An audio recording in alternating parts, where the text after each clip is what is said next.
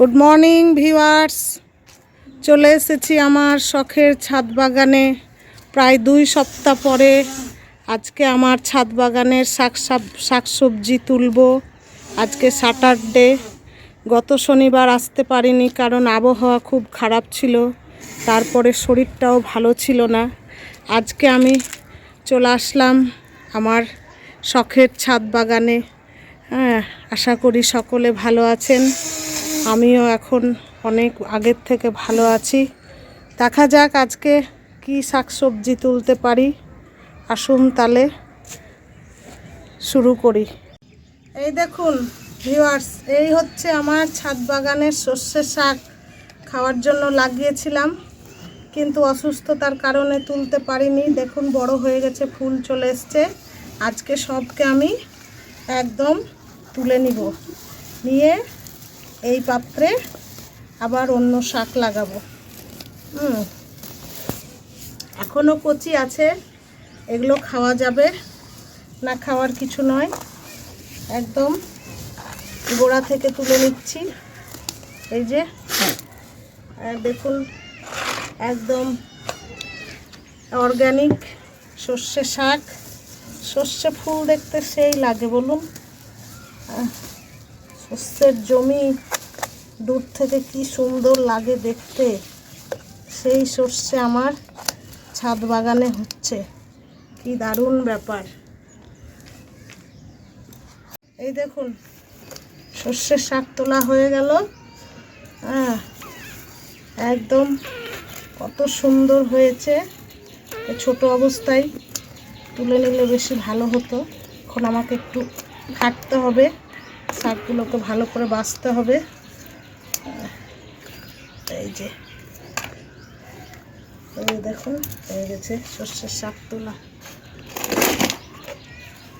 এই দেখুন ভিউয়ার্স, দেখছেন মূলো, আমার মূলো, গাছের মূলো দেখেন কি মোটা মোটা হয়ে গেছে। মূলোর শাকও দেখেন একদম খাওয়ার মতো। এই দেখুন, এর আগে আপনাদের দেখিয়েছিলাম। এই যে দেখছেন, এটা হচ্ছে একদম বিটের মতো দেখতে। এই দেখুন সব আজকে বেশিরভাগটা তুলে নিব, যেগুলো মোটা হয়েছে। এই যে দেখছেন কি রকম, এত সুন্দর দেখতে গোলুমলু।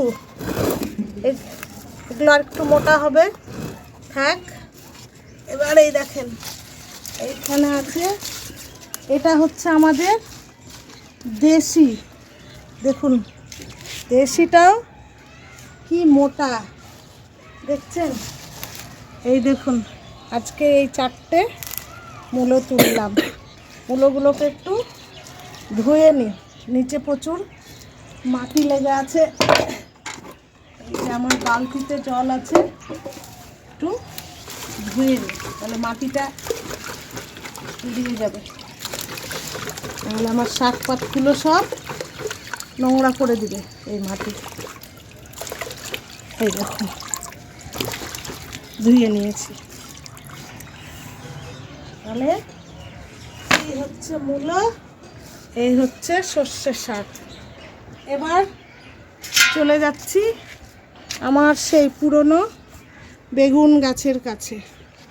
বেগুনগুলো অনেক দিন তুলিনি, বেগুনগুলো তুলে নিই।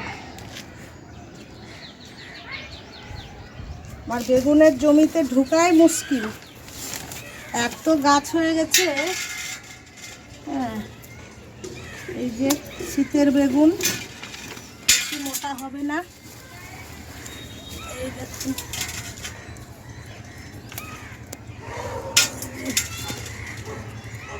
নিজের গাছের সবজি তুলতে কি আনন্দ, যারা তোলে তারাই জানে।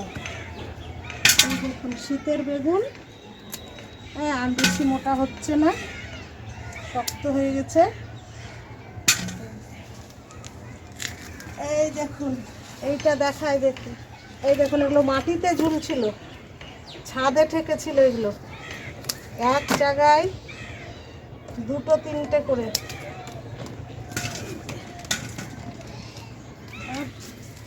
গরম না পড়লে আর বেগুন ভালো হবে না। এই গাছগুলো হচ্ছে গরমের গাছ। এই দেখুন, দেখছেন আমার কালো মানিকদের আজকে আমি তুলে নিলাম। যে এবার আসলাম ধনেপাতার কাছে। এর আগে মাঝে অনেক ধনেপাতা খাওয়া হয়ে গেছে। হ্যাঁ, আজকে অল্প কটা তুলবো ধনেপাতা, আজকে বেশি তুলবো না। আর এই গাছগুলো বেশি দিন রাখা যাবে না, আবার নতুন করে লাগাবো।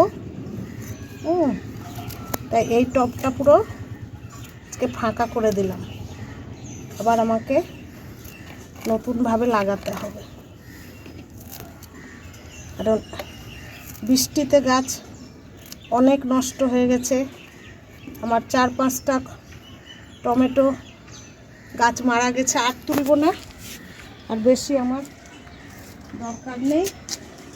তাহলে এই হচ্ছে আজকে ছাদ বাগানের, মানে উপরের ছাদের সবজি। এবার চলে যাব নিচের ছাদে। চলে আসলাম নিচের ছাদে। এই দেখুন পালং শাক তুলব। এখন আমার ছাদ বাগানের পালং শাক কত বড় হয়ে গেছে। আজকে এটাকে আমি গোড়া থেকেই তুলে নিব। বিশাল হয়ে গেছে, আর রাখা যাবে না, এটা আবার লাগাবো। এই দেখুন কত বড় বড়, দেখছেন কি বিশাল সাইজ এক একটা পালংয়ের।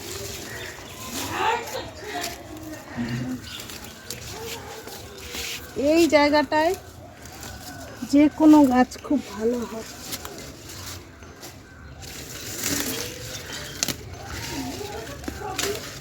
এই দেখুন পালং শাক সব তুলে নিলাম আজকে। পাশে আমার মা আছে, মাকে অল্প দিব, আর আমি নিজে রান্না করব। এই হচ্ছে আমার ছাদ বাগানের আজকের হারভেস্ট করা শাক সবজি। আশা করি সকলে বুঝতে পারছেন, নিজে একটু চেষ্টা করলেই ছাদ বাগানে কত রকমের শাকসবজি ফলানো যায়। হ্যাঁ, যদি আমার ভিডিওগুলো ভালো লাগে অবশ্যই চ্যানেলটিকে লাইক, শেয়ার এবং সাবস্ক্রাইব করবেন। ধন্যবাদ। চন্দ্র কেমন ছেলে, এগুলো একটু নিয়েছ, আমি একাই পারি।